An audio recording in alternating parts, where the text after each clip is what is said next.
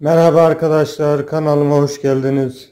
Bugünkü videomda kuru öksürük sorunu olanlara, grip olanlara, bronşit sıkıntısı çekenlere güzel bir kür yapacağız. Bu karışım kullanılan herkes mutlaka faydasını görecektir. Bende de bu sıkıntı vardı, kullandım. Bayağı iyi geldi. 2 gün üst üste kullandığınızda faydasını göreceksiniz arkadaşlar. Şimdi hemen videoma geçelim. Tavamı şöyle fırına alıyorum öncelikle. Öncelikle bir kaşık tereyağı kullanıyoruz. Protein açısından çok faydalı olduğu için vücuda faydası var. Tereyağımızı eriteceğiz böyle.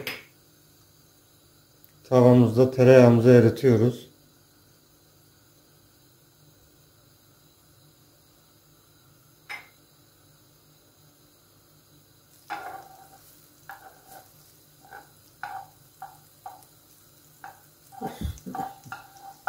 Tereyağımız iyice eridikten sonra dut pekmezi var.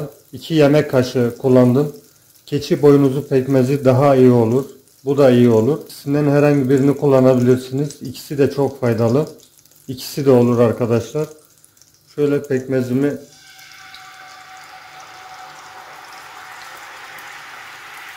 tereyağımın içine alıyorum.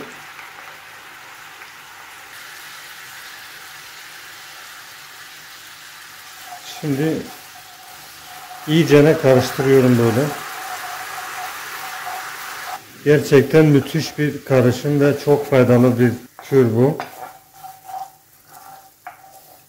Şimdi bir tatlı kaşığı zencefilimi de içine döküyorum arkadaşlar. Bunu da güzelce karıştırıyorum.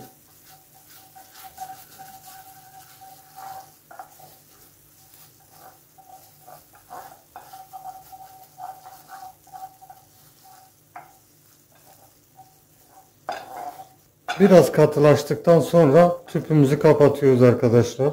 Katılaştı şöyle gördüğünüz gibi. Tüpümü kapatıyorum. Şöyle şurada tabağıma alıyorum.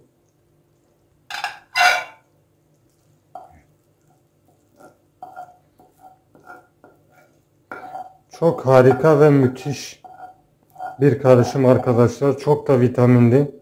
Tadı da güzel yani.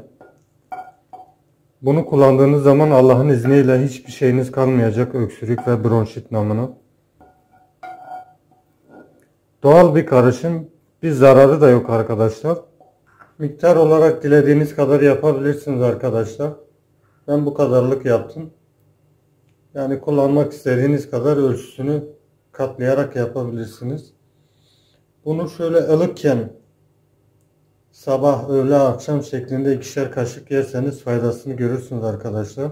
Öksürük için yaptığımız doğal karışım bu arkadaşlar. Videomu beğenip kanalıma abone olmayı unutmayın. Yorumlarınızı bekliyorum.